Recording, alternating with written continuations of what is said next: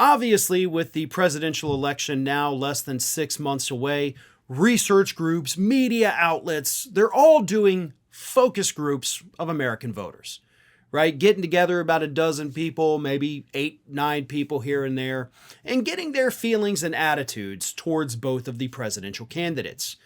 And according to multiple different groups that have spoken to undecided and moderate voters, there is a similarity between all of these focus groups. There is one main concern that all of these focus groups has. Doesn't matter if it's a Republican focus group, doesn't matter if it's a liberal focus group, media outlet, research firm.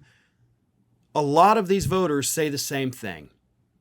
And that is, I am afraid that if Donald Trump gets back in office, he will never leave. Let me read you this.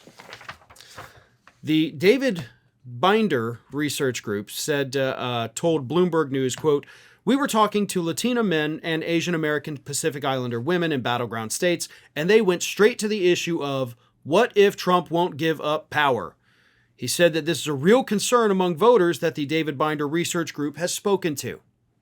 So you've got this group of non-white people, and they say, we're worried that if this guy goes back to the White House, he'll never leave. Something that, for the record, Donald Trump has teased as recently as last Saturday in his speech to the NRA. So this is not some weird, obscure thing that these people concocted themselves. This is based on things Trump has said for the last 8 years. So their fear is valid. It is absolutely not irrational. But what about the Republicans? Well, GOP strategist Sarah Longwell, she's encountering this fear in focus groups that she has been conducting. At one of them, Longwell, who supported Joe Biden in 2020 and is supporting him again, in 2024. She's a never Trump Republican, but still a Republican strategist. She asked voters, quote, "Does anybody think he may not abide by the 22nd Amendment of the Constitution and leave office after the 2028 election? Anyone worried about that?" And of the 8 people in her focus group, 7 of them raised their hands and said, "I'm worried he won't leave." In fact, one of them said, quote, "I wouldn't put it past him, now that he owns the RNC, to say Don Jr. is going to do the next term, and then he'll get 2, and then Barron will get 2, and we'll just have some fake monarchy," one of the focus group members said.